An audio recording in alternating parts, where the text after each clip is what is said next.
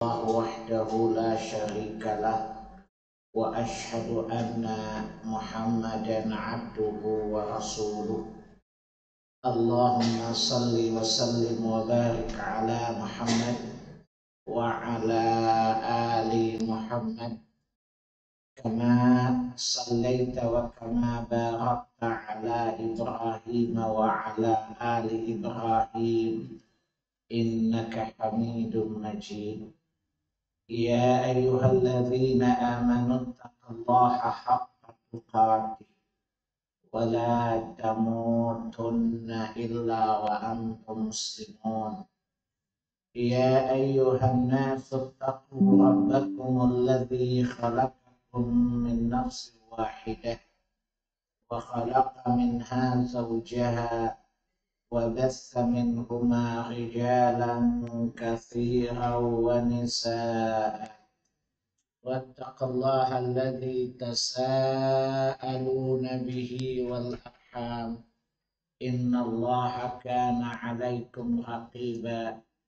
يا أيها الذين آمنوا اتقوا الله وقولوا قولا سديدا يصلح لكم أعمالكم ويغفر لكم ذنوبكم ومن يطع الله ورسوله فقد فاز فوزا عظيما. أما بعد فإن أصدق الحديث كتاب الله وخير الهدي هدي محمد صلى الله عليه وسلم وشر الأمور محدثاتها وكل محدثة بدعة وكل بدعة ضلالة وكل ضلالة finnar. Bapak dan ibu-ibu sekalian, rahimani Allah wa iyyakum. Alhamdulillah, segala puji bagi Allah Subhanahu wa taala atas segala nikmat dan karunia-Nya. Salawat serta salam atas qudwah hasanah kita Rasulullah sallallahu alaihi wasallam. Ibu-ibu yang lain mungkin ketiduran kali ya, karena sibuk sahur ya. Ibu sahurnya biasa pakai apa? Ya makanya habis itu ketiduran. Saya kalau sahur itu selalu sop krim aja biasa. Namanya roti gandum kering ya, garlic ya. Jadi tapi beda-beda. Ya hari ini misalnya kentang, besok jagung, besok labu kuning, besok lagi cilembu. Semuanya tetap di sop. Ya, kadang-kadang alpukat. Saya bikin sop krim dari alpukat juga. Sehingga saya Ramadan masih glowing aja. Jadi tidak lemas siang-siang dan tidak tidur kayak ibu-ibu. Ya. Makanya ibu-ibu Ramadan habis Ramadan badannya gendut. Saya 30 hari sudah ada resepnya masing-masing. Jadi orang kerja nggak bingung lagi hari ini masak. Ya. Jadi apa itu namanya? Jadi ibu itu masih simple. Makanya ibu-ibu tuh nggak pinter-pinter atau lamban nangkap pelajaran karena sibuk otak ngetik biji, tomat, bawang, cabai. Ya. Makanya catatannya rapih, ingatannya rapuh kan. Isi kepalanya itu TBC kan, tomat, bawang, cabai. Baik, kalau ibu mau minta resep boleh, tapi kirim uang dulu. Namanya consulting fee-nya. Baik, saya kalau agama nggak boleh bid'ah, tapi kalau kuliner rajin bid'ah. Ya, jadi saya jago bid'ah kuliner. Ya. Baik, nanti kapan-kapan saya buatkan roti tawar tape ya, puding roti tawar tape ya. Kapan? Nanti habis Ramadan aja. makanan aja langsung nyantol ya. Sinyal antum tajam ya, tanpa wifi ya. Kalau urusan makanan ya, itu namanya Abdul Batonun, hamba perut. Baik, ibu-ibu perhatikan bahwa memperbagus sholat itu adalah satu keharusan. Karena salah satu sebab infak kita, puasa kita tidak diterima kalau nggak sholat. Jadi kalau orang bertanya, orang puasa tapi nggak sholat, bagaimana itu? Jawabannya, orang yang kafir, orang yang nggak sholat, mereka tidak terima infaknya dan amal-amal lainnya. Surat 9 ayat 54 surat At-Taubah. Sehingga tidak hanya puasanya yang kita jaga, tetapi sholatnya juga harus diperhatikan. Sebab bila sholatnya baik, maka amal-amal yang lain pasti akan mudah untuk diterima Allah Subhanahu wa Ta'ala. Karena ketika kita menuju Allah, barang bawaan kita pertama adalah sholat yang dihisab. Ya, jadi amal salih itu seperti bagasi ya, barang bawaan kita. Kalau tauhid itu adalah Islam itu paspor, tauhid itu visanya. Dan amal salih itu adalah barang bawaan kita. Mahsyar itu terminal kedatangan. Barzakh itu terminal transit. Karena sementara di sana. Pesawatnya namanya maut. Pilotnya malaikat maut. Pramugarinya tergantung. Kalau antum calon penghuni surga, ya malaikatnya dari surga. Kalau antum calon BBM, bahan bakar neraka, ya pramugarinya dari neraka.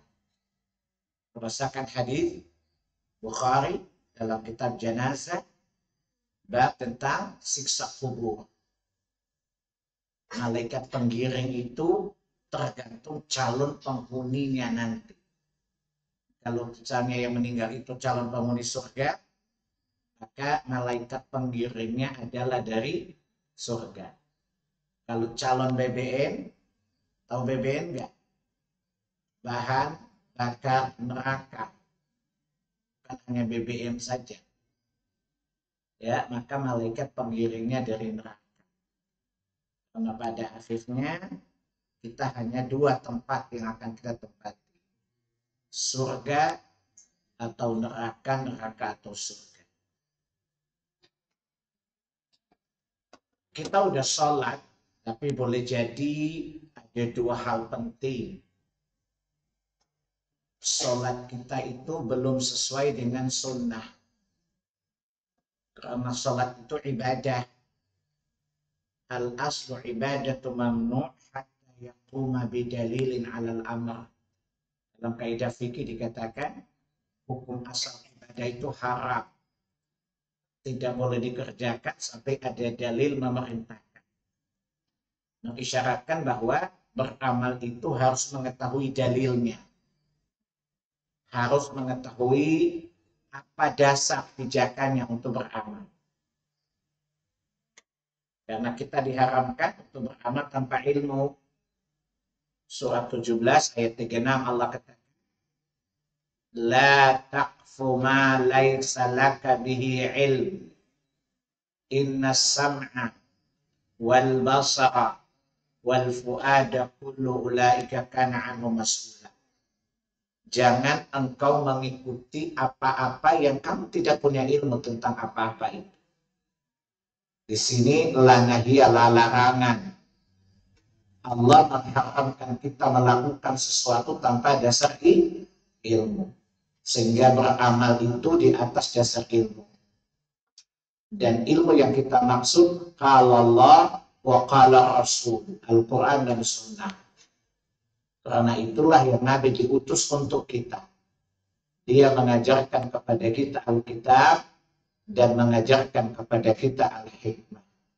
wa yu'allimukumul kitaba wal hikmata wa yu'allimukum ma lam takunu ta'lamun.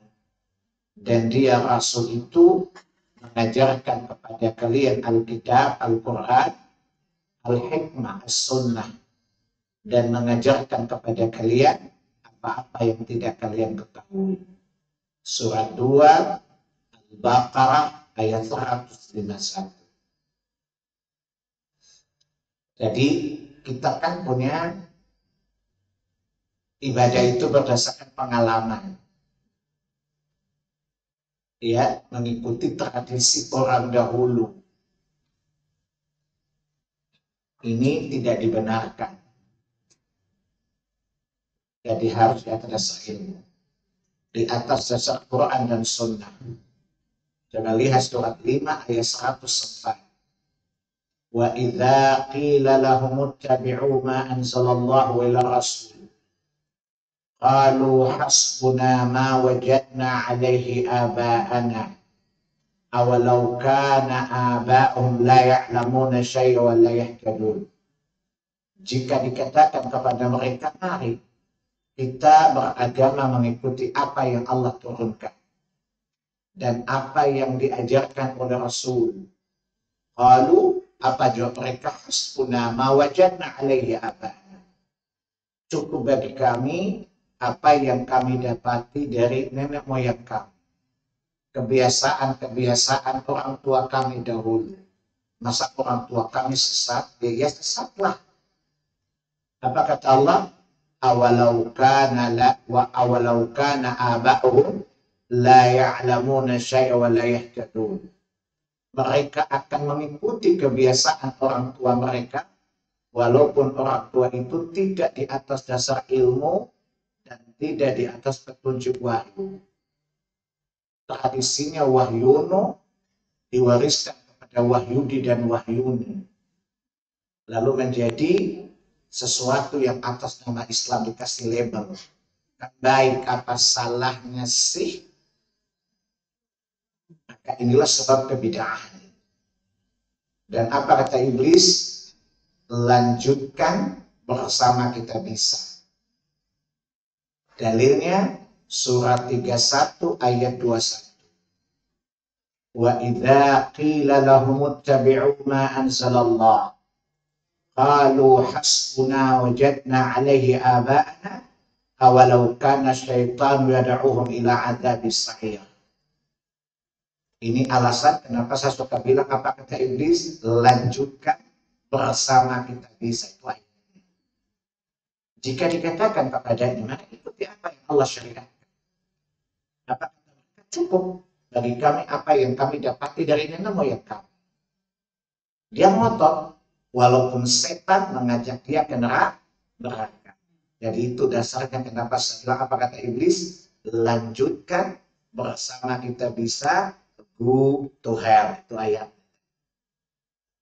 Faham anak-anak? Faham? Apa yang difahami? Ditanya faham. Ditanya apa yang difahami, bongong aja. Sehingga mari kita beragama, itu pertama. Ya. Yang kedua, kita berilmu, tapi kadang-kadang ilmunya itu tidak sahih. Boleh dulu kita belajar, tapi kan banyak para kiai dahulu kan nggak ngerti mana hadis sahih dan bukan sahih kan.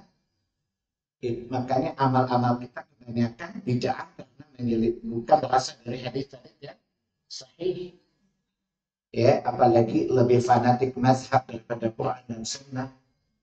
Ya, sehingga ketika disampaikan kepadanya hadis, ya, tetapi dia bilang enggak, saya kan mazhab Syafi'i. Apa kata iblis? Bukan Syafi'i tapi Syafi'i, namanya Syafi'ito. Lalu saya katakan Imam Syafi'i bukan pembuat syariat. Imam Syafi'i seorang mujtahid, dan dalam kaidah agama mujtahid bisa benar bisa salah. Kalau dia benar dia dapat 2 pahala dan wajib kita ikuti pendapat yang benar. Tapi kalau dia salah dia dapat pahala. Haram bagi kita mengikuti salahnya itu. Dasarnya apa? Surat 4 ayat 59. Fa'il tanaza'tum fi syai'in farudduhu ilallahi wa rasuli in kuntum tu'minuna billahi wal yawmil akhir. Dzalika khairu wa ahsanu ta'wila.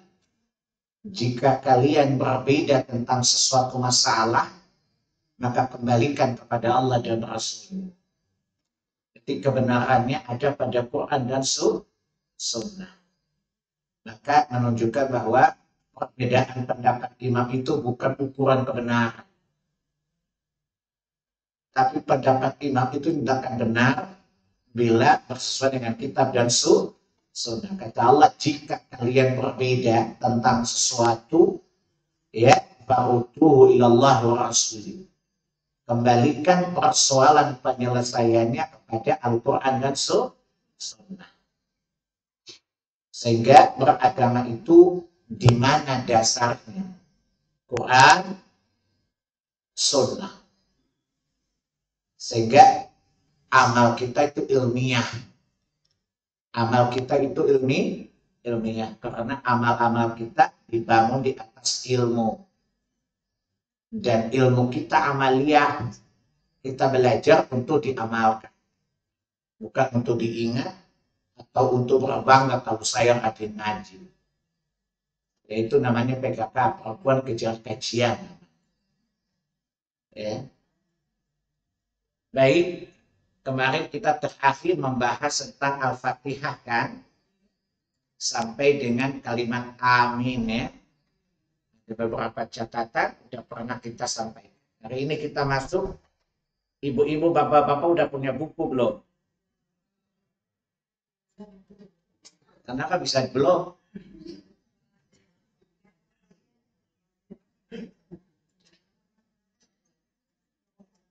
Baik, lihat di halaman 300, ya poin yang ke-11, bacaan setelah suratul Fatihah.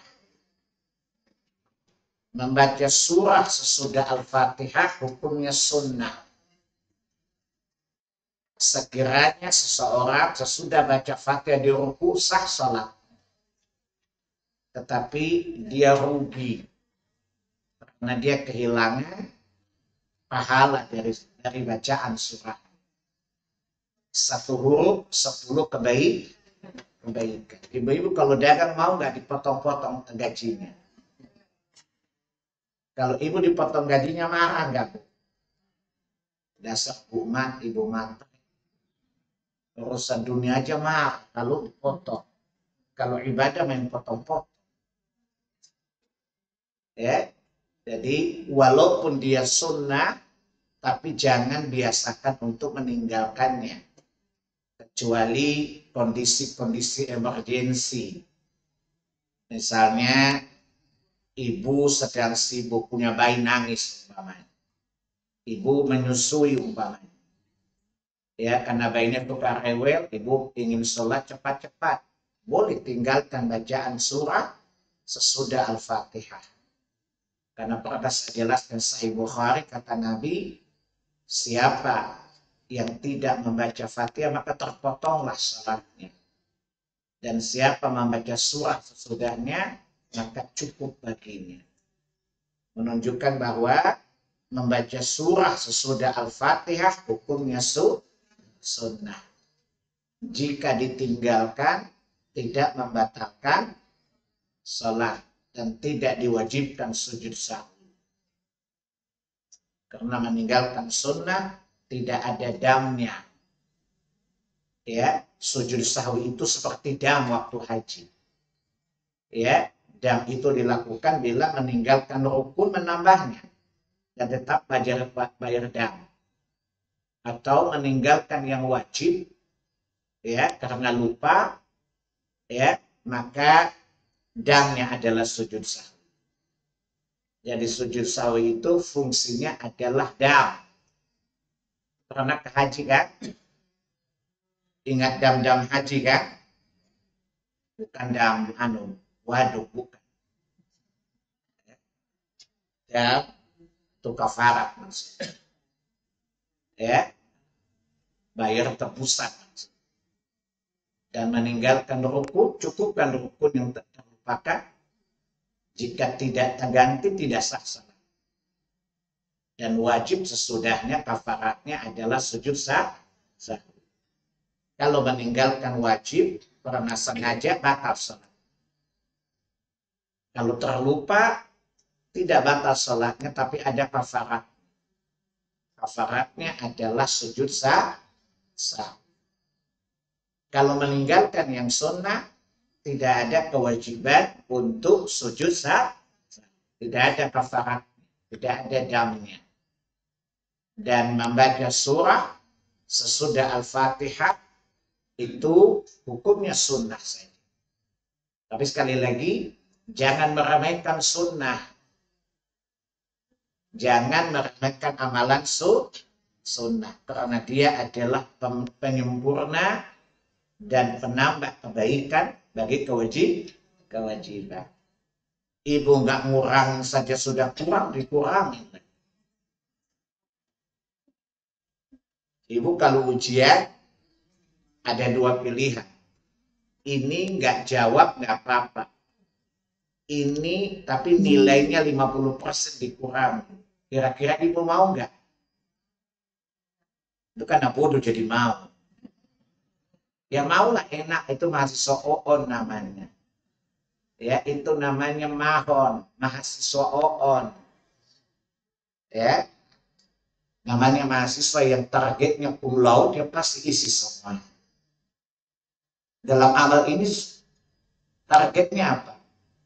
Ahsanu, yang paling bagus amal. Atqakum, yang paling bertakwa. Sehingga jangan kita remehkan amalan-amalan sunnah. Karena untuk mencapai yang terbaik, justru perbanyak sunnah. Kecuali kondisi-kondisi yang sifatnya emergensi.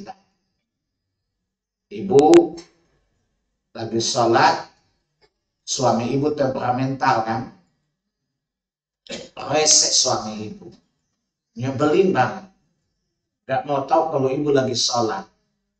Pokoknya kalau dia pulang-pulang harus dilayani dengan baik. Tidak apa-apa kalau ibu memotong bacaan-bacaan sunnah. Karena melayani suami hukumnya wajib. Suami ibu nyenengin apa nyebelin? Jujur aja bu. Terlihat Ramadan jangan bohong bu. Suami ibu tuh kebanyakan nyebelin apa nyenengin? Bu, puasa ibu nggak batal. Karena ibu menutup aib suami, insya Allah surga. Ya. Insya Allah ibu surga karena menutupi borok suaminya. Walaupun filsafat mengatakan ibu bohong. Tapi dibohong yang tidak membatalkan puasa.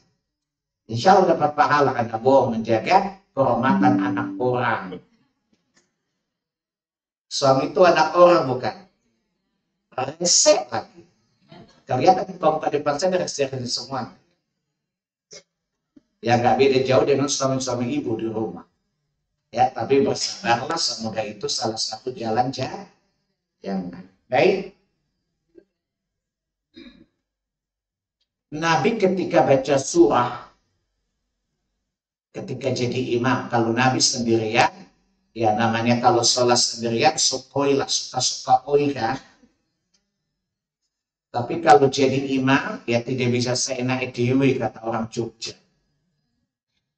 Karena bagaimanapun ada kepentingan makmum. Sehingga Nabi mengatakan kalau jadi imam, jangan terlalu panjang bacaannya, dan jangan juga terburu-buru.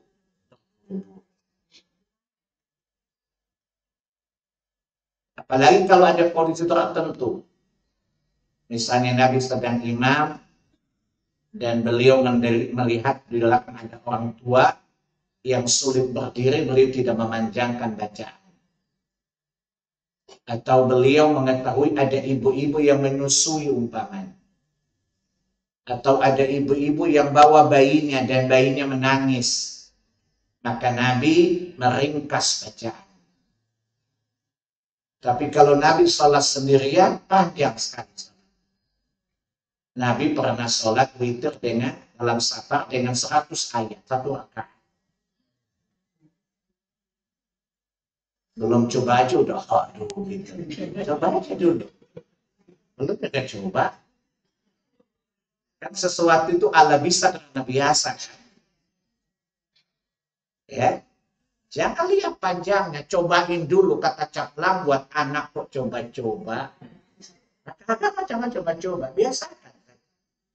Ya, makanya ketika Ramadan, ibu-ibu supaya sekali tak dayung, 2 pulau terlampaui. Sholat sambil tilawah. Sholat sambil tilawah. Jadi saya membaca athar dari Imam Syafi'i rahimahullahu ta'ala ketika Ramadan, beliau sholat 250 rakaat, 2 kali khatam dalam satu hari.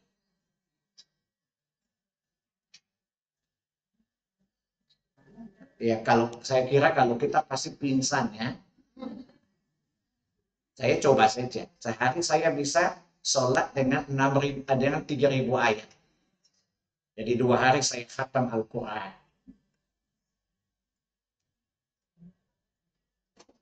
Awalnya berat memang. Tapi kalau kita terbiasa, biasa-biasa saja. Ya, fine saja. Kata ibu, biasa aja keles. Ya, karena sudah biasa. Ya, asal kita mau berusaha, insya Allah. Apa kata Allah di Quran surah 29 ayat 69? Walladzina jahadu fina lanahdiyanna subulana innallaha ma'al muhsinin. Barang siapa bersungguh-sungguh mencari keridhaan kami, beri petunjuk mudah jalan-jalan kebaikan. Dan sungguh Allah senantiasa bersama orang-orang yang berbuat kebaikan. Jadi kalau antum sholat sendirian silakan, mau panjang mau pendek tidak masalah. Tapi kan tipikal ibu-ibu bisa kuartet full ya, kuliah, kulhu, kul a'udzu birabbil falaq, kul a'udzu birabbin nas ditambah dengan inna ataina dan wal 'asr. Nah itu paling cepat. Ibu sholat dengan masa mie instan sama waktu. Ya, karena otak ibu-ibu kan otak instan ya. Ya, beragama nggak boleh instan, Bu. Beragama itu intan, bukan instan. Beragama itu berusahakan yang paling baik. Ya, jadi membaca panjang pendeknya ayat tergantung kondisi yang sedang kita ada. Ini bagi imam. Adapun bagi sendirian, boleh panjang, boleh pendek. Semakin panjang tentu semakin baik. Kalau saya kasih ibu pekerjaan, ya, satu item $10. Kira-kira ibu dan saya bayar sebanyak apapun produksi ibu satu hari itu.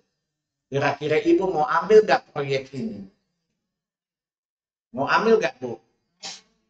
Dan ibu mampu melakukan. Pekerjaan itu sangat mudah untuk dilakukan. Saya tawarkan ibu pekerjaan yang bisa ibu lakukan dan satu item $10. Ibu mau nggak? Kalau ibu ditawarkan mau nggak?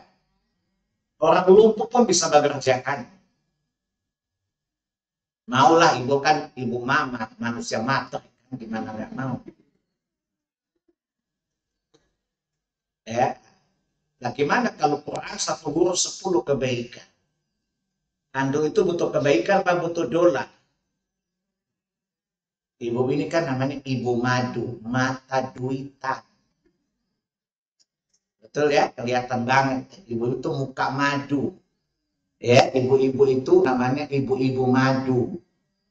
Jadi madu itu kan rival, itu racun. Kalau ibu punya laki, punya bini lagi namanya apa? Ini nama madu nggak tepat. Masa enak? Enggak lah. Enak disebut madu apa racun? Jelas ya? Jadi kembali lagi bahwa membaca surah itu hukumnya sunnah. Panjang pendek tergantung kondisi. Ya, 60 ayat itu termasuk pendek dalam pandangan Nabi dan para sahabat. Ya, Nabi ketika sholat lohor itu bacaannya semacam wassama'i dzatil buruj. Kalau lohor dan asar itu rata-rata beliau baca al-ayat atau surat yang seukuran dengan wassama'i dzatil buruj. Surat 85 ya. Surat 85. Wassama'i dzatil buruj wal yaumil maw'ud dan seterusnya. Kalau Nabi salat maghrib, beliau baca idza zulzilatil ardu zilzalaha. Itu bacaan standar Nabi ketika salat maghrib. Kalau Nabi salat isya, beliau baca ayat semacam was-sama'i wat-tariq wa ma adraka ma-tariq an-najmu ats-tsaqib. Kata ibu, nah itu dia Ustaz, kita nggak hafal Ustaz. Maka kata Allah, iqra'u ma tayassara minal Qur'an. Surat 74 ayat yang ke-20. Bacalah apa yang mudah bagimu dari Quran. Ya. Kondisi-kondisi bacaan Nabi itu diriwayatkan di banyak riwayat. Seperti Anas bin Malik mengatakan, kana Rasulullah sallallahu alaihi wasallam yasma'u buka as-sabi ma'ummihi wa huwa fi salati fayaqra'u bi suratil khafifah atau bi suratil qasirah. Rasulullah pernah sholat dan mendengar tangisan seorang bayi yang ibunya mungkin nggak punya pengasuh, nggak punya babysitter. Ya, dan dia ingin sholat di masjid bersama Rasulullah SAW. Dia bawa bayinya. Dan bayinya menangis sementara dalam sholat, maka Nabi membaca surat-surat pendek. Ini menunjukkan bahwa imam itu jangan melihat kemampuannya dia, tetapi dia mempertimbangkan kondisi makmumnya. Jangan menawarkan pahala tapi menimbulkan madarat. Sebab mendapat pahala itu juga baik. Tapi menzalimi baik juga dosa. Sehingga itulah yang namanya wasatiyah, keseimbangan. Dan juga Islam adalah agama wasatiyah, agama yang proporsional. Agama berada pada pertimbangan pertengahan. Tapi kalau tidak ada bayi, tidak ada orang tua, Nabi subuh kadang-kadang 186 ayat. Ya. Kadang beliau baca tidak kurang dari 30 ayat. Ibu-ibu di musola ibu, di rumah-rumah ibu, sholat subuhnya rata-rata apa? Nah, kalau kadang-kadang paling banyak sampai his ya. Tidak masak sholat. Cuman orang sekarang nggak fakih. Sehingga lambat laun sunnah Nabi itu hilang. Sehingga ketika ada orang sholatnya panjang diomelin. Maka saya kalau ke daerah-daerah suruh jadi imam nggak mau. Karena saya pernah di Kalimantan suruh jadi imam. Ya, saya bacanya rakaat pertama Al-Mulk 30 ayat. Yang kedua saya baca surat 49 ayat 29 ayat. Saya diprotes sama orang. Kok lama benar sih sholatnya? Pusing kita. Emang selama ini Bapak diimamin sama sholat, ya paling itu ala-ala. Ya, rakaat pertama, rakaat kedua, kulhu Pak. Karena sunnah itu terjauhkan, sehingga orang tidak terbiasa. Ketika kita mengikuti sunnah lagi umelin, disalahin lagi. Bapak nggak toleran amat sih. Ya, jadi sekali lagi surah itu adalah hukumnya ya. Nabi pernah baca surat Al-Waqi'ah. Full surat Al-Waqi'ah, 96 ayat. Kadang Nabi baca utuh, kadang Nabi potong 2. Dan ingat, dalam kaidahnya, membaca satu surat dalam sholat itu, walaupun pendek lebih utama daripada baca satu surat yang panjang tapi terpotong. Paham ya? Dan saya yakin ibu-ibu hafalannya tidak banyak. Juz 30 juga gak tuntas hafalannya. Apalagi 30 juz. Ya, tinggal bolak-balik. 30 juz dan juz 30. Kedua-duanya tidak tuntas. Ya, juz 30 aja nggak tuntas, apalagi 30 juz. Yang ibu bisa hanya juz mangga.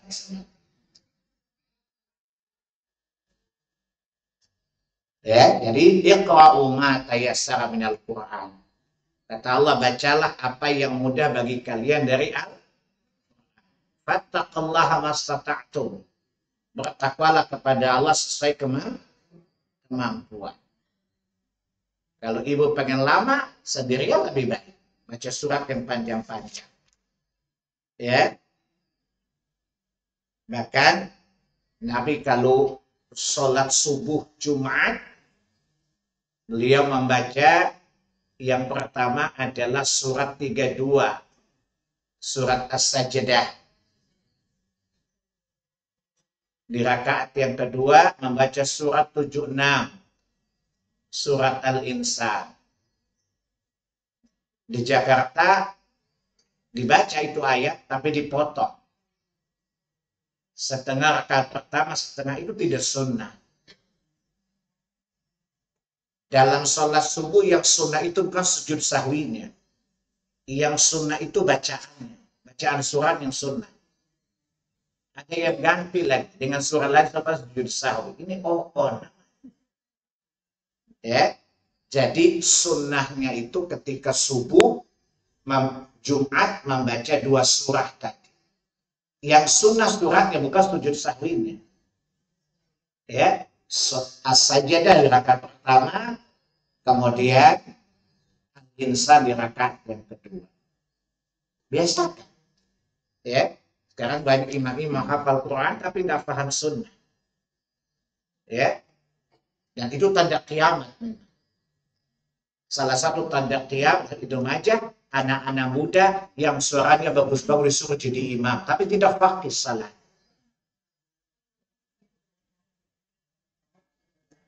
Jadi kiamat sudah dekat.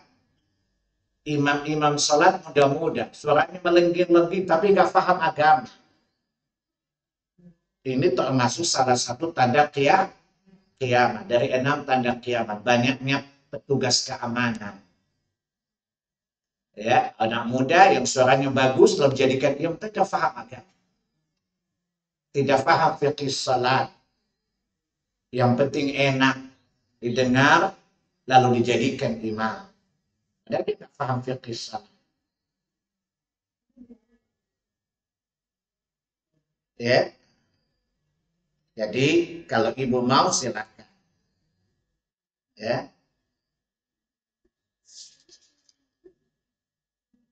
Begitu juga Nabi ketika sholat, bacaan sholat zuhur, ya,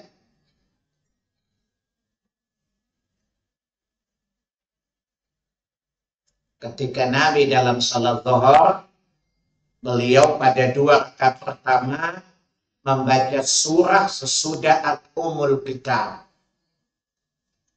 Di rakaat yang kedua dan ketiga, beliau hanya membaca Ummul Kitab saja.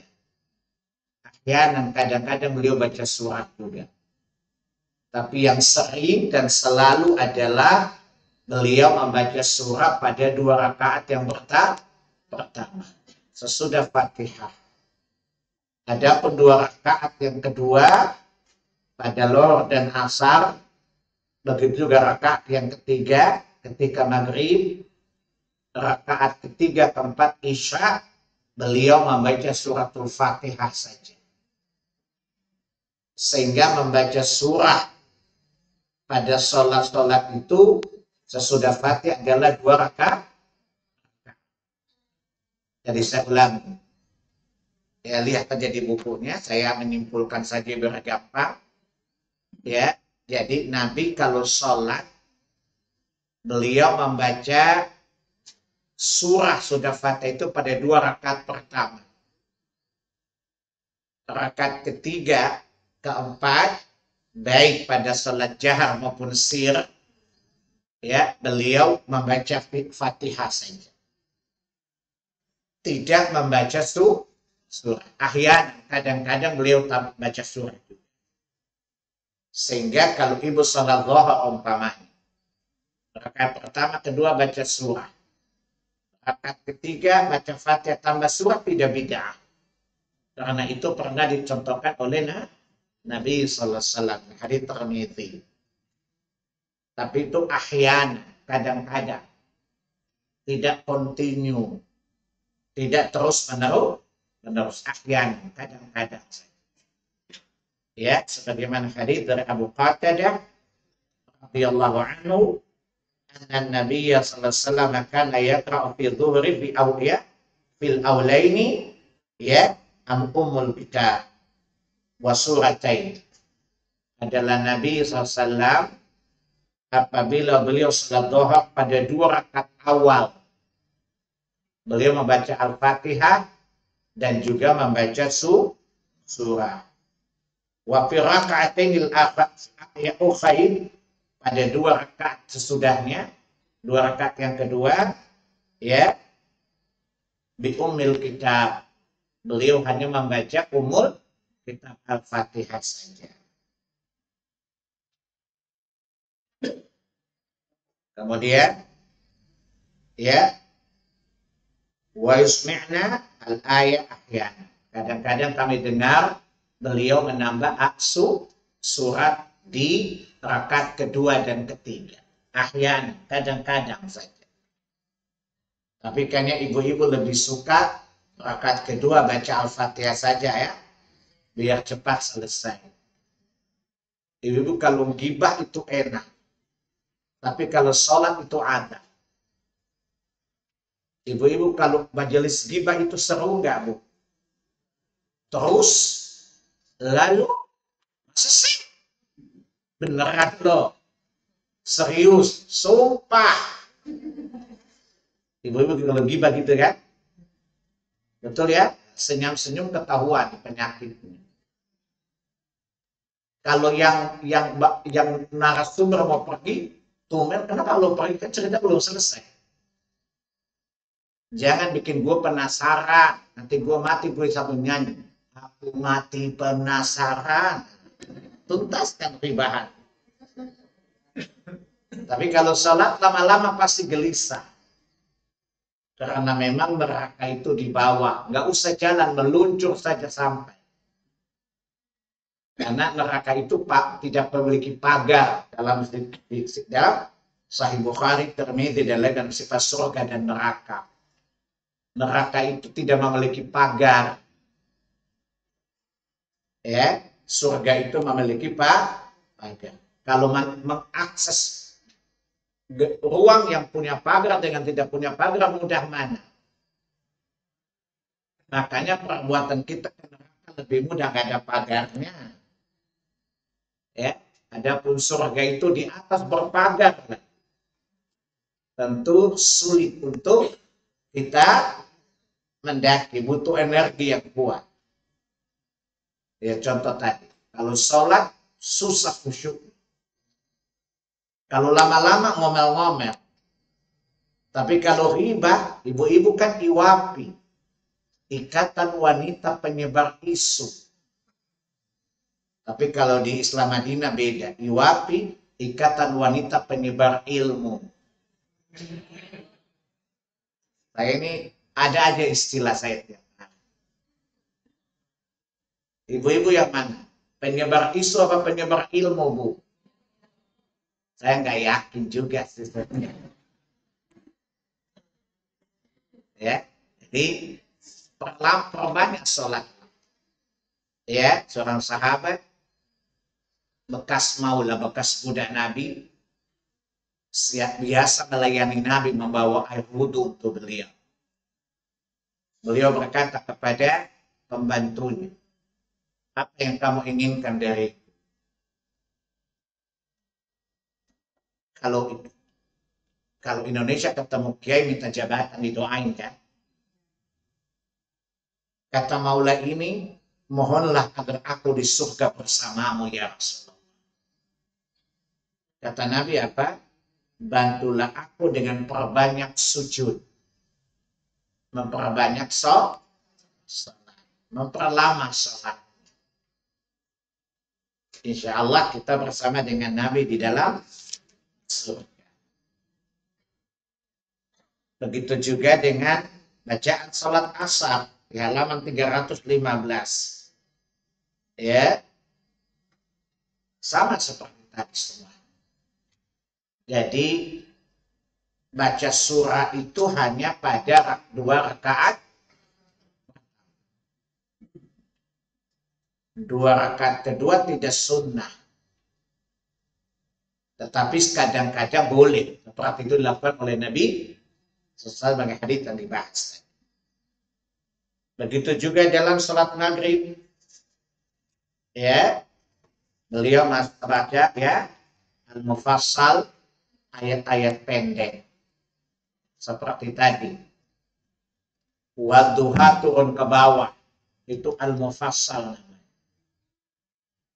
Ya. Wadduha wal laili idza yaghsa dan seterusnya. Ya. Kalau Isya beliau baca wal laili idza yaghsha wan nahari idza tajalla wa ma khalaqadz dzakara wal untha inna sa'yakum lasyatta fa amma man a'ta wattaqa wa saddaqa bil husna fasanuyassiruhu lil yusra wa amma man bakhila wastaghna wa kadzdzaba bil husna fasanuyassiruhu lil usra wa ma yughni anhu maluhu idza taradda inna alaina lal huda wa inna lana lal akhirata wal ula fa anzartukum naran talazza la yaslaha illa al ashqa alladhi kadzdzaba wa tawalla wa sayujannabuha al atqa alladhi yu'ti malahu yatazakka wa ma li ahadin 'indahu min ni'matin tujza illa ibtigha'a wajhi rabbil a'la wa la sawfa yarda. Itu biasa ukuran sholat isyaknya Nabi. Yang tadi saya bacakan surat apa tadi? Surat Al-Lail surat keberapa? Lihat dulu. 92 nyontek dulu kan?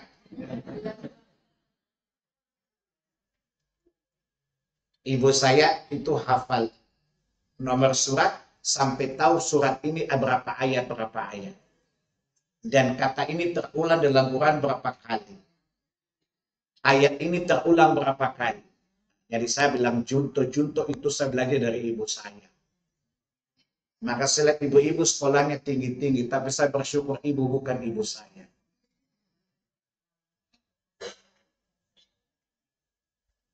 Ya, jadi itu sholat isyaknya Nabi, surah-surah seperti itu yang dibaca sampai dengan amma yatasa'alun. Ya, jadi amma yatasa'alun surat ke-76 ya, biasa beliau baca ketika sholat isya. Udah hafal An-Naba belum? Coba, wan nazi'ati gharqa. Udah hafal? Nanti kapan-kapan saya uji, saya hadiahin kalau sudah hafal. Ya, baik. Ya, itulah bacaan-bacaan surah Nabi Sallallahu Alaihi Wasallam. Ya, jadi berdasarkan hadis ya dari kalau bacaan salat tahajud jangan nangis. Ya, Ummul Mukminin Aisyah radhiyallahu anha berkata, jangan tanya panjang dan bagusnya salat malamnya Nabi. Ketika ditanya oleh seorang sahabat bernama Abdurrahman, kata Nabi, beliau salat pada rakaat pertama. Beliau baca suratul Baqarah, sempurna suratul Baqarah. 286 ayat. Kemudian beliau membaca surat An-Nisa ayat 176 ayat. Kemudian beliau baca Ali Imran 200 ayat. Berapa jumlah ayatnya? 286 tambah 200 tambah 176.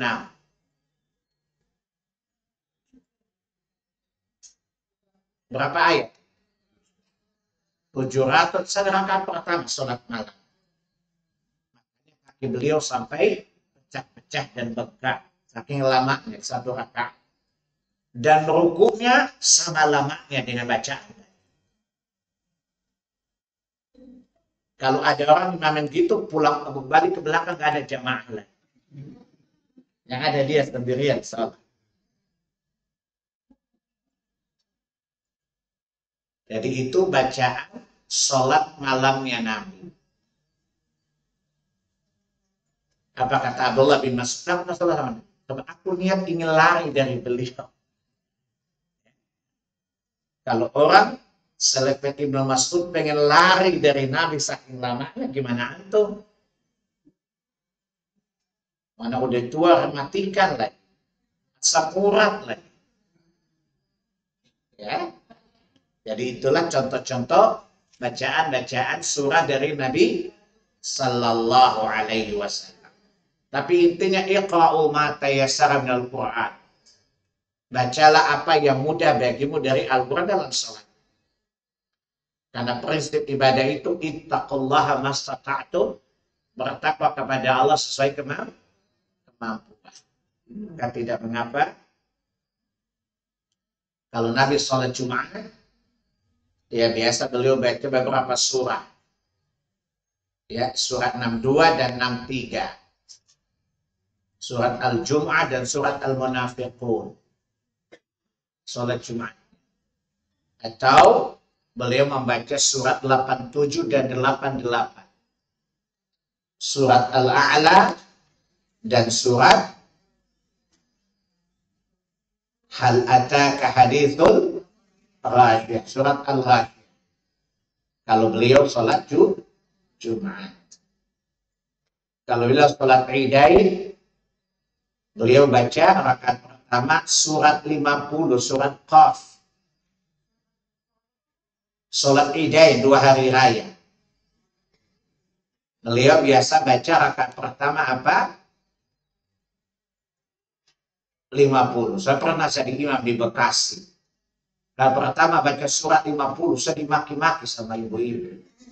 Terus saya gila ya, masa baca kapan yang begitu? Saya pikir ibu kuat, saya bilang. Saya ingin mengenalkan sunnah bagaimana Nabi sholat Id. Bapak ini lucu deh, kata ibu-ibu. Namanya ibu panjang lidahnya, pendek akalnya, cetek imannya. Pak, saya mau protes, Pak. 3 ibu-ibu maju ke depan. Mau protes apa, Bu? Lah Bapak khutbahnya pendek, sholatnya panjang. Sunnahnya begitu, Bu. Masa sih saya baru tahu? Saya jawab, emang kalau ibu nggak tahu itu bukan agama. Di Indonesia banyak pulau-pulau, ibu nggak tahu kan? Emang ibu nggak tahu dia nggak masuk Indonesia gitu? Kok baru tahu? Ibu baru belajar sekarang, gimana tahu? Yang ibu pelajari aja ibu lupa, apalagi yang nggak belajar. Lain kali jangan protes, nanya dulu dasarnya, jangan protes. Itu namanya bongot, bodoh ngotot saya bilang. Ya, namanya apa? Bongot, bodoh ngotot. Masa sih? Masa baru tahu? Ibu-ibu terkenal dengan sihnya kan? Masa sih? Malah kita nih, kesehatan bunting infeksi peranakan.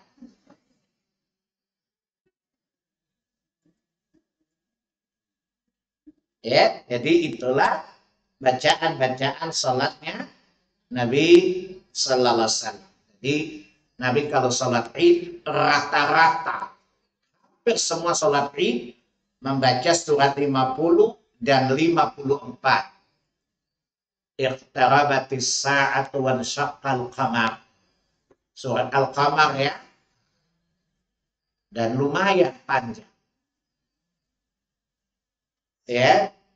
Dan para sahabat semuanya sabar di belakang Nabi. Maka Allah tidak jadikan Pak Dewu jadi sahabat. Satu, malas.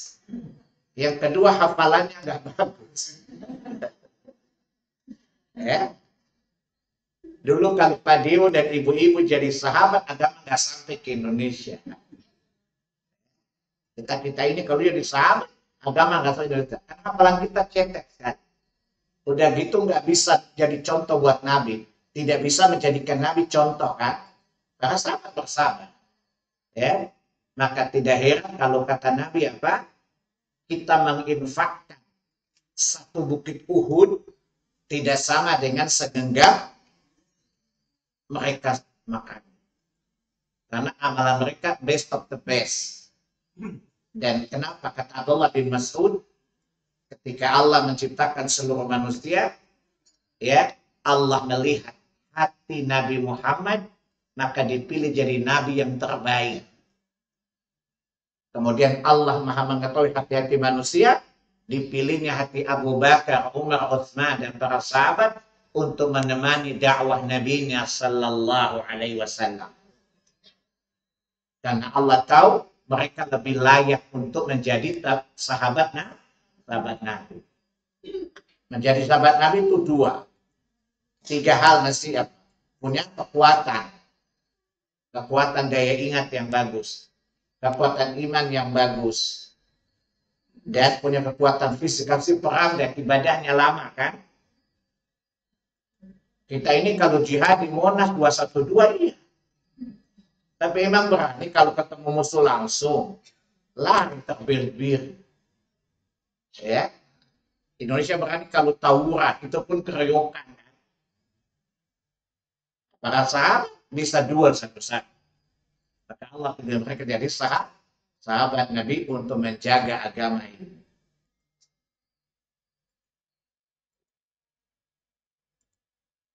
Ya. Begitu juga bacaan sholat jenazah. Kita tahu ya bahwa ketika kita sholat jenazah tidak ada bacaan surah sesudahnya. Satu-satunya bacaan Quran adalah Al-Fatihah di rakaat yang pertama. Jangan sampai ada cerita di Makassar. Ada orang sholat, baca surah lengkap ruku sujud. Ditanya, kenapa kok kita sujud? Ini banyak dosanya ini.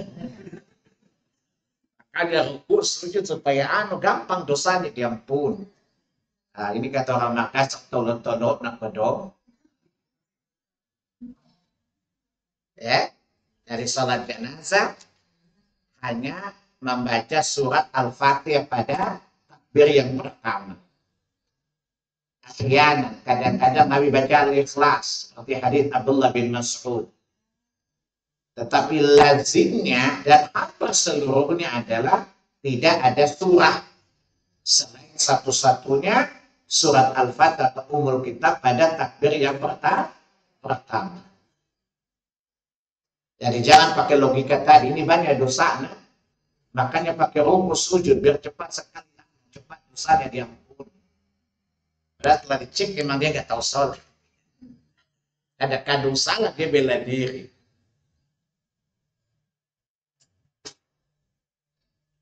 Ibu lihat di halaman 327. Membaca Al-Quran dengan tartil, muqatta'ah. Nabi itu kalau baca tartil, tertib, muqatta', terpotong ayat per ayat.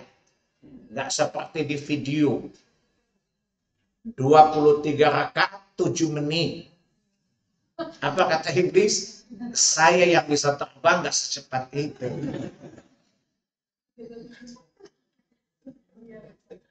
Makanya ibu-ibu kalau ketemu iblis umpamanya, coba tanya iblis, beli. Nama panggilan iblis beli ya. Beli. Negara mana yang jarang kamu kunjungi? Indonesia. Kenapa udah sesat duluan, nggak usah disesat. Sehingga hari kiamat, kalau kita dihadapkan dengan iblis, apa kata iblis? Saya hampir tidak pernah nanam saham di Indonesia. Saham kesesatan maksudnya. Mereka udah sesat duluan sebelum disesatkan.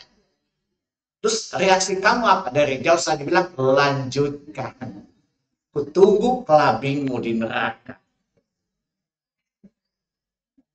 Bahkan iblis takut orang Indonesia. Bid'ahnya luar biasa dibandingkan di mana-mana. Apa kata iblis? Mereka berani berbeda sesuatu yang belum terfikirkan oleh saya. Bahkan saya misalnya orang belajar dari orang Indonesia. Saking sesatnya. Makanya kalau dia mengatakan a'udzubillahi minasyaitonir rajim, apa kata iblis? Sesama setan tidak boleh saling melaknat. Ya, sesama setan tidak boleh saling melaknat. Ada etika sesama setan, tidak boleh saling melaknat. Jadi kalau ketemu iblis, panggil panggilannya beli ya. Iblis laki-laki atau perempuan? Laki-laki. Ya, berjenis kelamin laki-laki. Panggil dia beli saja, beli. Jangan lis. Kalau lis perempuan. Kalau beli laki-laki. Jadi Nabi bacanya itu tartil. Bismillahirrahmanirrahim. Muqatta' terputus. Alhamdulillahirabbil alamin. Ar-Rahmanirrahim.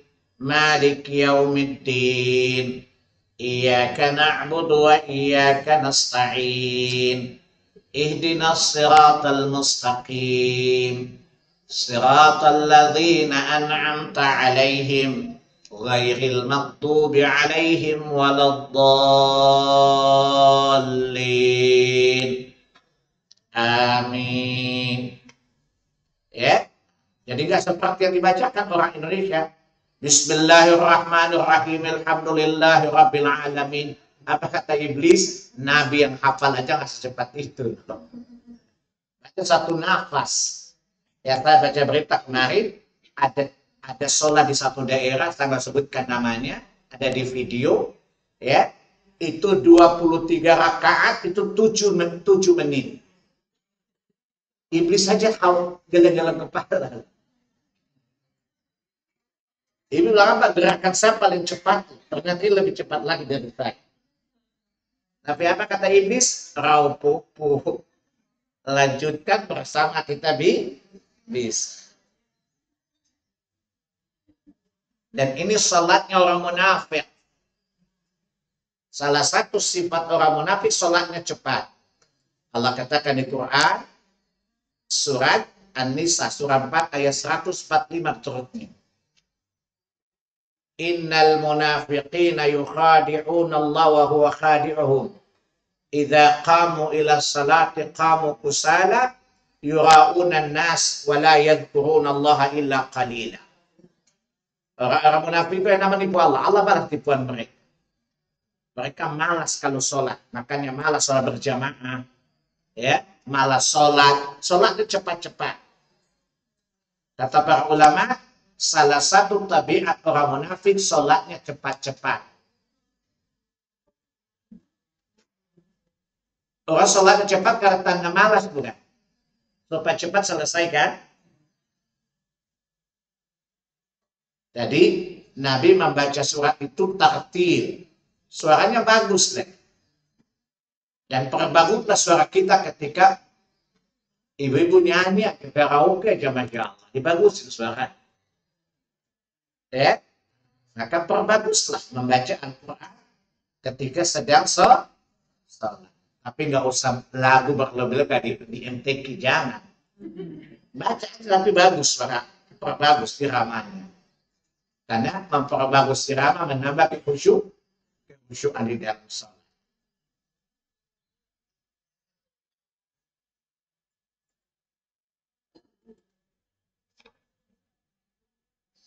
Saya kira cukup hari ini ya tentang bacaan surah. Jadi saya ulangi, membaca surah itu hukumnya apa? Sunnah. Panjang pendek tergantung kemampuan. Kalau jadi imam lihat kondisi dan keadaan makmum. Ya. Tetapi mari kita hidupkan, biasakan untuk minimal dengan ayat-ayat yang tidak panjang, tidak pendek. Sebab kalau kita mulai dari yang agak panjang, lama-lama kita terbiasa dengan panjang. Apalagi ketika Ramadan. Saya jelaskan gini, atau saya tanya gini. Kalau ibu-ibu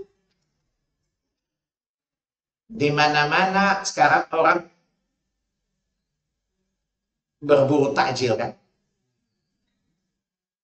Sampai orang-orang kafir pun ikut berburu takjil, bukan?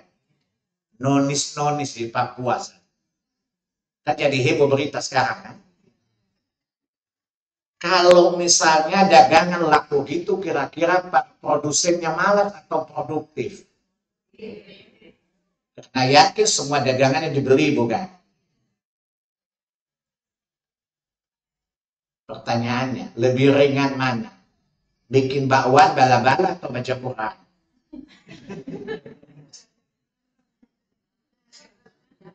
Rata-rata ibu-ibu buka puasanya bala-bala bakwan kan? Kelihatan banget muka ibu tuh muka bala-bala, muka bakwan. Kalau ibu bertanya, emang bapak apa? Saya biasa steku, popok cheese, pancake, gitu-gitu. Saya buka puasa. Saya agak Hollandis memang. Jadi karena saya sejak kecil biasa buka puasanya pakai makanan manis-manis. Ya. Kalau agak asin saya bikin pancake tahu telur. Telur, daging cincang, ya, dan tahu dihalus jadi pancake. Gurih. Sausnya kadang-kadang saya ganti. Bisa saus kacang keju, kenari keju, almond keju, dan macam. Ngiler kan siang-siang. Karena bid'ah kuliner boleh. Yang nggak boleh bid'ah kalau urusan agak. Jadi saya paling jago bid'ah kuliner. Ya, nanti kapan-kapan saya buatkan. Ya. Nanti ada kajian umahat di tahun akan datang, sekali habis ngajar ada satu resep ya. Wow. Supaya suami tambah sayang. Ya, jadi bawa ilmu, bawa juga resep makanan. Ya, saya biasa rata-rata itu pisang panggang kenari. Pernah saya bikin di sini kan, enak sekali. Itu hanya di Ambon saja. Di daerah lain tidak. Ya, atau saya kadang-kadang bikin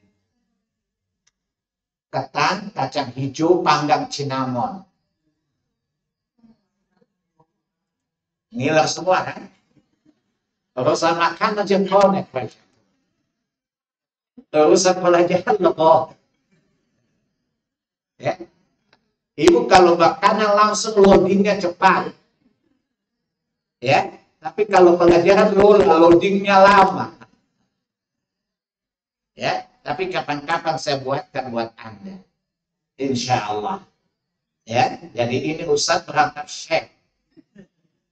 Ya, ini syekh berangkat syekh juga. Ya. Baik yang tadi saya katakan, Bapak Ibu lihat, kalau semakin permintaan pasar makin tinggi, produk berhenti atau bertambah, Bu?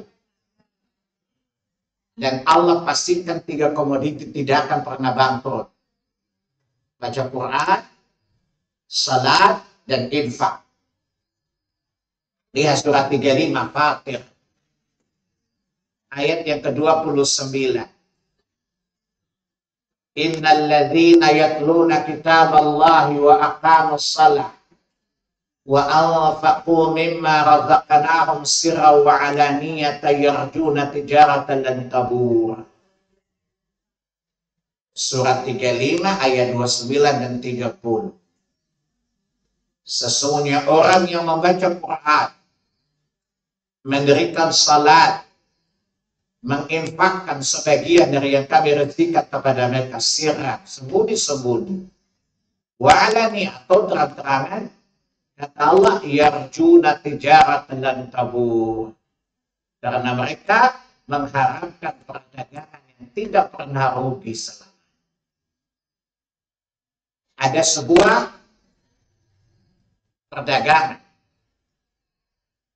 minim modal tidak banyak, dan pasti untung gede, ditolak. Ini bodoh atau bodoh banget? Kata antum bodoh atau pintar? Ngakunya pintar. Semoga benar-benar pintar. Ibu bisa kan sholat 1 hari 100 rakaat.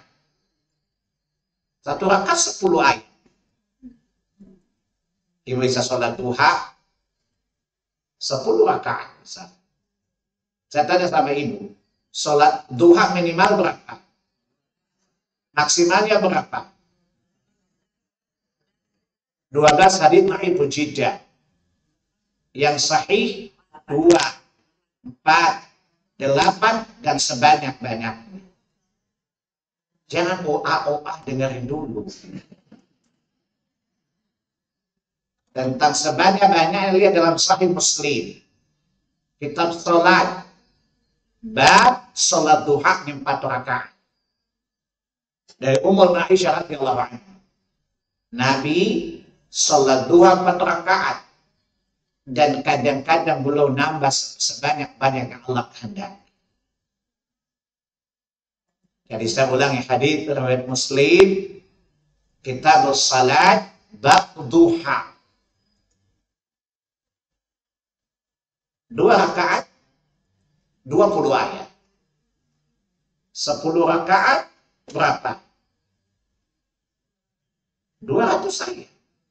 Sekali dayung 20 dijangkau bukan?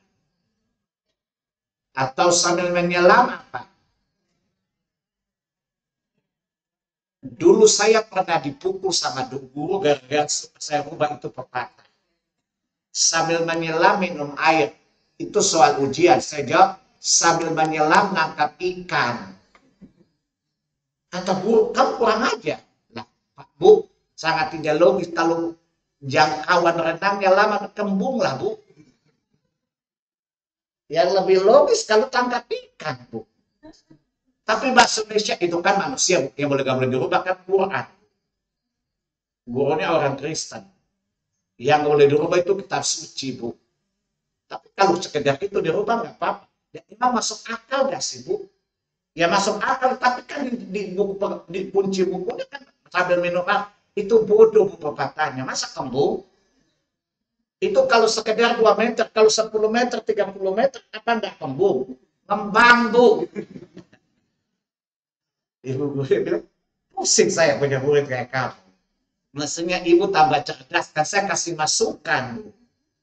Dan saya ngotot, saya pun jawaban benar Bu. Nggak salah. Sambil berenang, sambil nangkap ikan. Di mana salahnya saya ngotot? Tapi menyalahi guru jawab, tapi benar kan? Yang kita pertahankan itu adalah yang dikunci atau kebenaran Bu. Kata ibu guru, saya pusing. Ya, karena bodoh pusing kan? Siapa kali lebih pintar, masalahnya selesai. Ya, sambil menyelam, nangkap ikan. Berarti mesti di laut dong, jangan di kolam renang. Bisa ngapung kalau minum air bukan? Ya, bisa ngapung nggak? Bisa ngapa kekenyangan? Jadi sekali kita mendayung, 2 pulau kita lampaui. Sholat sambil baca Quran. Boleh pegang mushafnya, nggak apa-apa. Ummul Aisyah radhiyallahu anha pernah diimami oleh bekas budaknya dengan pegang mushaf baca Quran. Dan tidak ada sahabat mengingkari beliau. Dan beliau tidak mengingkari maulanya bekas budaknya. Athar yang sahih, seorang muhaddits Hasan al-Basri hafal Al-Quran. Tapi beliau sholat sambil pegang mushaf. Ya, apalagi mushaf itu kan gadget kan, gampang ya. Ya, jadi sholat sambil baca Quran. Jadi sekali di pulau, sekali dayung, 2 pulau ibu lampaui. Jadi ibu punya, Masya Allah, ibu pedagang Ramadan luar biasa. Ya, mendapat pahala qiraat, juga mendapat pahala sholat. Satu hari 100 rakaat. Ya, tadi, ibu duha tadi, 10. Kemudian habis lohor 10 lagi. Ya. Kemudian antara maghrib dan isya 10 lagi. Karena Nabi biasa mengerjakan sholat sunat tanpa batas antara maghrib dan isya. Ya. Sesudah ibu sholat tarawih sebelum tidur 10 lagi. Atau sesuai dengan kemampuan ibu. Kalau 10 rakaat 100 ayat. Berarti sehari itu bisa berapa ayat? 1000 ayat. Bisa. Cuman belum mulai kan? Mendengar 1000 ayat langsung puyeng bukan? Tapi kalau dengan 100 juta gimana Bu? Gimana Bu? 100.000 ayat sehari bisa nggak? Kalau cari duit 100 juta sehari bisa nggak? Ibu dunia nggak bisa, akhirnya nggak bisa, maunya apa sih?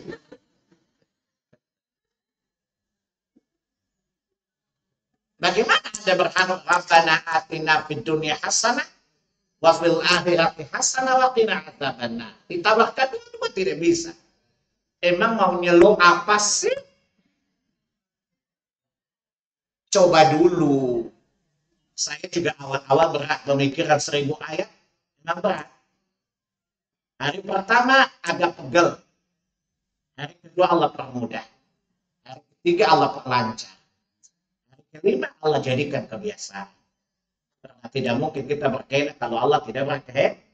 Wa ma tasya'una illa ayyasha Allahu rabbul alamin. Maka mulai ya untuk efisiensi produktivitas kan. Masa kalah sama Jokowi? Ya, namanya efisiensi produktivitas manajerial pemerintah kan. Nah, kita kemarin juga efisiensi kan. Coba dulu tahun ini.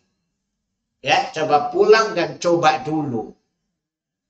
Sehingga mendapatkan 2 kebaikan. Kalau infak mungkin lagi krisis lah taruhlah. Atau sedang deposit untuk pulang kampung kan. Pulang kampung butuh biaya enggak? Ibu naik apa biasanya? Naik kereta ya. Ya saya yang agak mahal, mesti pulang kampung naik pesawat. Dan saya kalau pulang biasa pakai Garuda Business Class. Saya agak borjo memang. Karena kalau pulang ke Ambon dulu di belakang orang cerita sampai Ambon, pusing deh. Jadi saya pertama, kenapa suka bisnis? Karena dulu saya pernah naik ekonomi, saya nggak tidur-tidur, diajak ngomong sama ibu-ibu. Ya kadang-kadang dicor lagi pemimpinnya, Ustaz, lihat dulu. Ustaz, lihat sini, kita lagi cerita, Ustaz. Ibu cerita cukup didengar, saya lihat muka ibu juga nggak bagus amat. Lihat tuh noda-noda yang manis begitu. Ibu biasanya ngapain dilihat? Maksud saya supaya nggak cerita terus. Maka dia itu saya kalau pulang ke Ambon selalu pakai Garuda Business Class. Sekarang 9 juta kan, sekali perjalanan. Nah, kalau ibu-ibu ongkos pulang pergi ke Jawa sudah pulang balik ya, Satu keluarga itu ya. Jadi saya pulang pergi 18 juta. Ya, tapi nggak capek sih. Itu namanya action today, mampus tomorrow.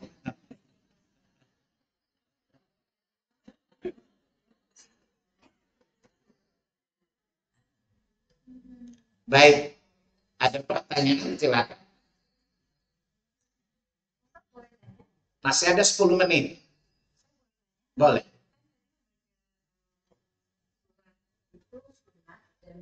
Kalau tidak dilakukan tidak perlu.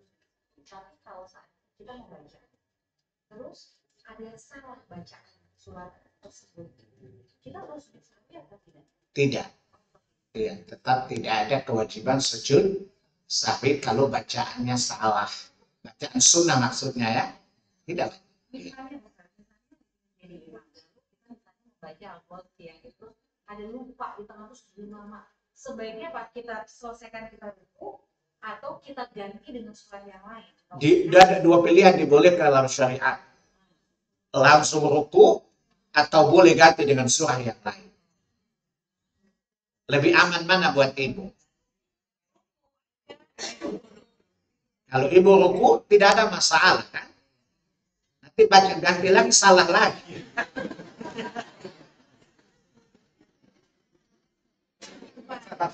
Maka pilih yang aman saja. Karena hafalan kita nggak mungkin. Mungkin itu kokoh ya.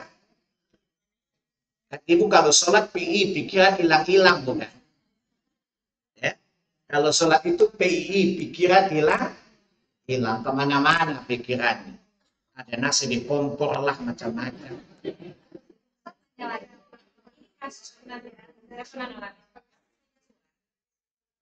Nyambungnya surat karena kemiripan. Terus sadar baru kita saya lanjutin aja di surat yang kedua. Balik ke yang pertama. Dari kalau misalnya kita baca ayat, surah, ternyata ada ayat yang mirip. Ya, ayat yang sama ternyata kita, begitu ingat salah, balik lagi ke bacaan surah yang pertama. Karena ada Quran tidak boleh tertukar-tukar. Ya, kalau Anda mulai dari surat A sampai selesai surat A. Ingat ya, jangan sholat pakai logika gado-gado ya. Gado-gado kalau makin lambat pernah makin enak. Tidak seperti itu. Ya. Silakan.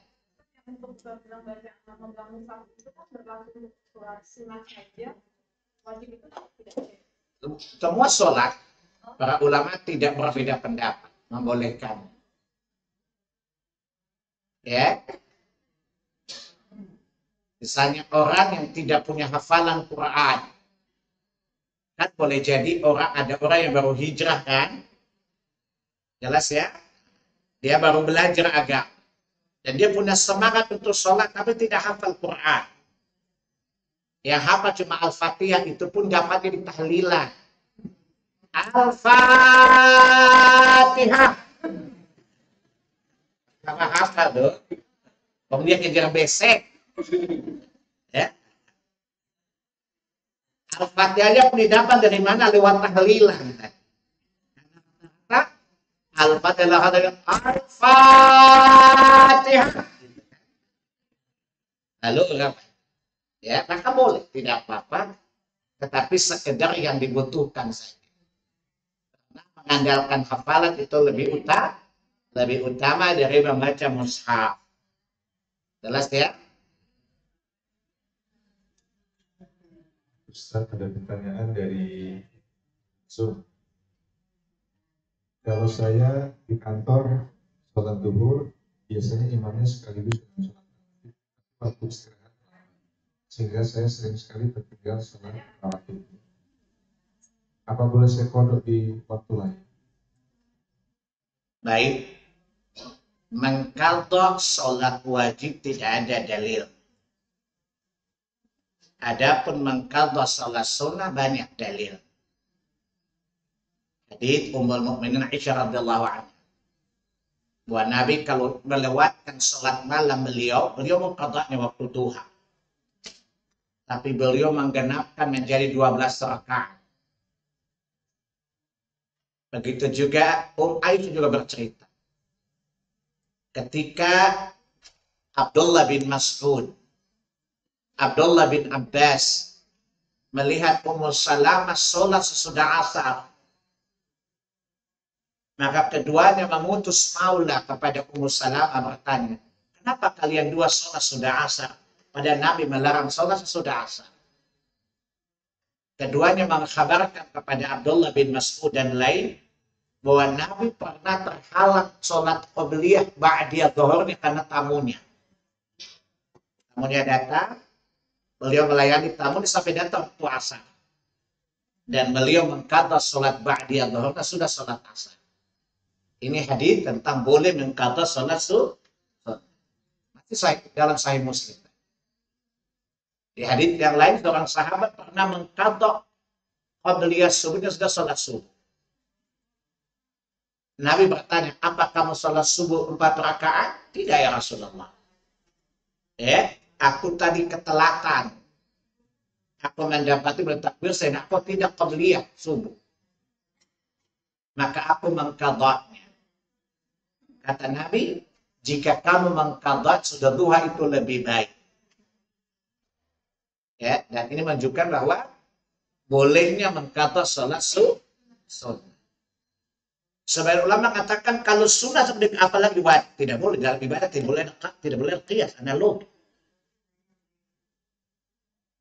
Itu dasar hukum tentang boleh mengqadha sholat sunnah. Pertanyaannya, kapan sholat sunnah boleh diqadha? Pertama, udah terbiasa melakukan sholat sunnah itu. Yang kedua, ada uzur. Yang ketiga, tidak terus-menerus. Gak mungkin uzur terus-menerus kan? Maka lihat 3 kondisi tadi. Anda sudah terbiasa melakukannya.